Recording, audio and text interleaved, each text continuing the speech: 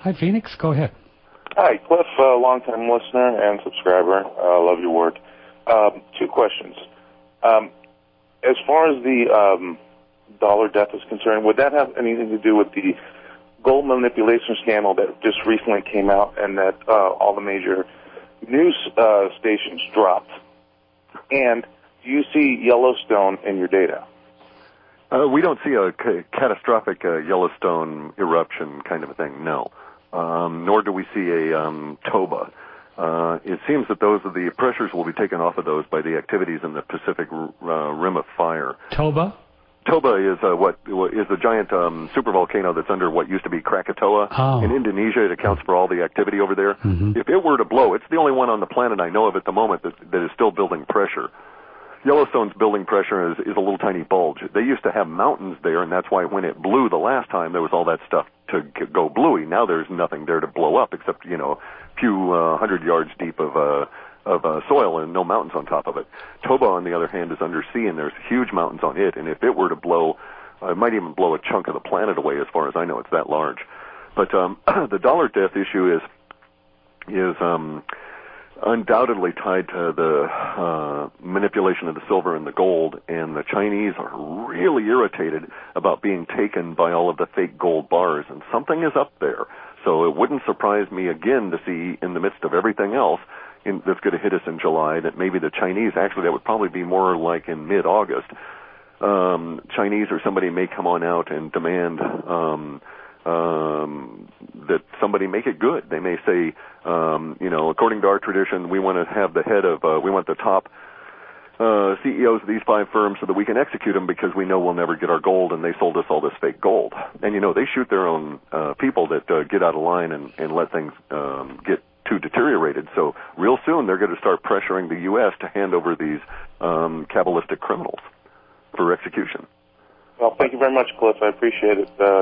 And keep up the great work. Thank you much. Whoops. Hi, what's your first name? Where are you calling from? Hello? Sounds like an overseas ring.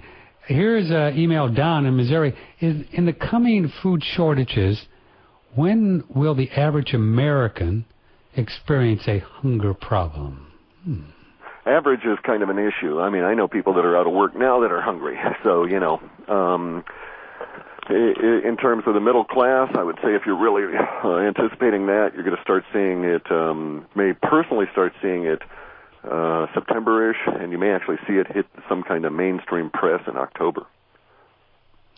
This is from Millis, Massachusetts, and Dave. Could you please ask Mr. High what place that contrary and dissenting information has in his work? To be specific, do intimidations of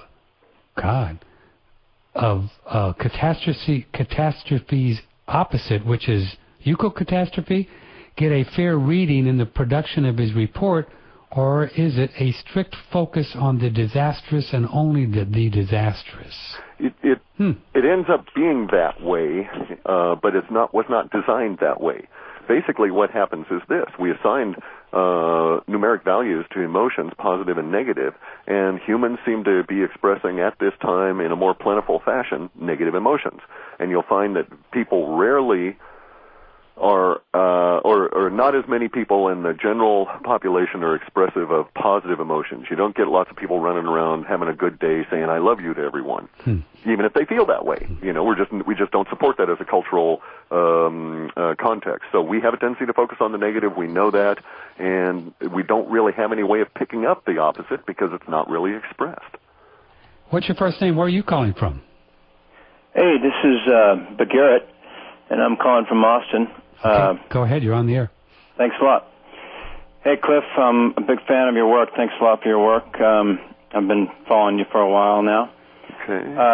I want to get your take on George's prediction about the quake on the West Coast for the next couple of weeks. That's one question I've got. Another question I've got is, how do you calculate time frames? Like, I've heard you say that you don't do numbers because that gets confusing with your work. So do you get do like months, the names of months show up in your... No, it doesn't quite work that way. What we did originally was I sat down with all these words, 300,000 English words. I threw out a lot just because they were hardly ever used. And I would assign a value on that word as to whether it had an immediacy impact, and that immediacy impact ranged from 3 days out to 3 weeks, or if it had a short-term impact, which was the fourth week out to the end of the third month, or if it had a longer-term impact, which was from the fourth month onward out to the 19th month. And I won't go into why I chose that breakdown, but basically I assigned at that point a value to these words. As those words showed up in our forecast and in the subsequent manifestation, we were able to go back and retune those and reassign their numeric value. So lots of words don't have any, especially legal words. Legal words have huge long-term impact because if someone presents you with a document filled with legal language, you can be sure you're going to be screwing with that for some period of time as a general rule. But if someone sends you a Twitter note, you know you're going to just let it go right through your mind and not even pay attention to it as a rule. Sort of make sense? Yeah. So when we find the words bring along with them an inherent value as to how they are emotionally impacting and for how long. And then there's these other values. The duration of the impact is different from the intensity. The intensity is different from the spread of the impact. In other words, would the impact of that word reach your family, or is it just isolated to you? And it just goes on and on and on, and it's very complex. So that's where the time values come from. Occasionally we will see lots and lots and lots of people reference something like, we started, for instance, this July. So a lot of people are talking about potential problems in July. And so we deliberately screen that kind of crud out. Make sense? Yeah, that would explain why the time component is, the less exact science part of what you do. Sure, we're guessing. Yeah, it's a best guess we got at the moment. We try and retune. And if we had a couple of 100 years of history at this, we might get really accurate. But so far, we've only been doing it since '97, and I think in that entire time, there's probably been no more than 35 or 40 runs to retune. And I don't retune after each one because it takes a lot of work. Right. What about the notion of this, this quake in the next month or so, and the West Coast quake? West Coast quake. Do you have any take on that? Yeah, I don't. West Coast quake is up for sure. It may be a subsidiary event to something happening in the larger Pacific Basin. There's a very troubling trend of earthquakes that are on a diagonal from Chile up to Japan, Kamchatka, going through areas like Tonga and around Hawaii. So I just don't like that. And if that goes, it will certainly cause problems on the West Coast. I think, though, that in the next couple of months, that's really pushing it as to whether it would occur then or if, because here's our problem. We have a huge release period that's going to happen after 4 days of a tipping point. That could be an Israeli attack in November, or it could be a big Earth event that would say the Pacific Plate cracked on November 8th, and we had earthquakes that ran through November 11th, and then for the next couple of months, everybody is running around releasing language because we think maybe the big one's passed, but we've got to deal with all of these problems. So even that would fit our November tipping point time frame. And if that's the case, then I would look for a large upthrust event on the west coast of the U.S. in November if we get further signs through the summer that the Terra entity will dominate the November tipping point. If that's the case, then we can be pretty sure that there's going to be some kind of Pacific Plate and West Coast impact. I'm hoping that it'll be that as opposed to the Israelis doing something really weird. Either way, we end up with lots of people disrupted and dead, but at least we don't have radioactivity. Yeah. I got one more question. Can I get it in? Go ahead. Sure. Mm-hmm. The theory that you and Jay Widener, and I'm sure you both have different aspects of the theory, different versions of it, but as I understand it's this notion that there are these Aryan alien creatures that are the bosses of the bosses, that are kind of hybrids of the original terraformers of the planet, right? And that they're leaving and going to Mars right now to get out of the way of the solar event in 2012. But then I also hear you say that you're seeing battling going on around the periphery of our planet, and if that's the case, who would these guys be battling? Who would be battling the guys that are leaving? That's a real good question. Yeah, that's a great question. Okay, well, here's some things that we can be fairly evidentially supported. There seems to be evidence that in 1956 there was a breakthrough in electrogravitics within our black ops or shadow world, and since then they've been exploiting the technology as opposed to exploring it.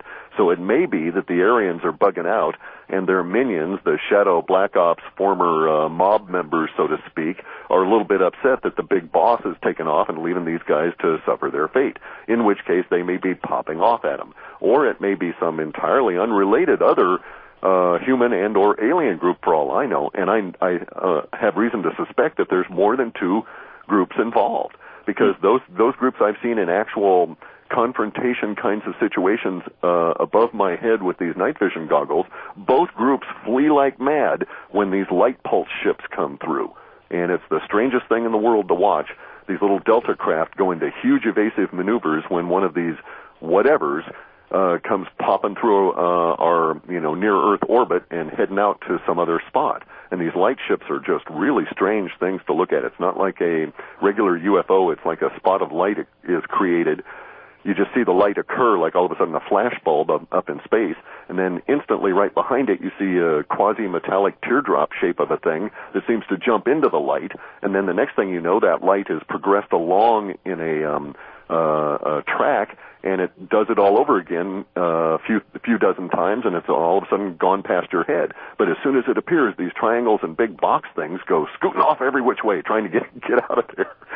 And these were formerly fighting each other, so it's as though, two kids are in there scruffing around, and here comes mom or dad, and they stop that.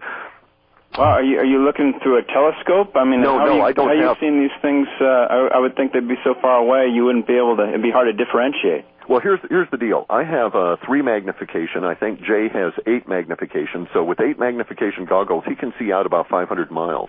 You got to be real. You have to understand how these things work. Night vision goggles, 500 miles. Yeah, because on a clear night. Wow. Because of course what they're doing is they're amplifying non-photonic energies. And so you get this green screen effect, but mine only go out maybe 150 to 200 miles, and I'm trying to figure out a way to attach them to a spotting scope. Some of the 4th generation ones have a 60 power scope behind them, but they're fantastically expensive. So there's that issue. Then there's another issue, and that is timing. Here I am sitting here, and of course it's night vision goggles, and it amplifies light, so you don't want to do it during the daytime. You got to wait until it's night and it's clear, which is really where I get screwed because of all the chemtrails and the regular weather here. But on those clear nights that I do go out, I go out after the sun is set, but not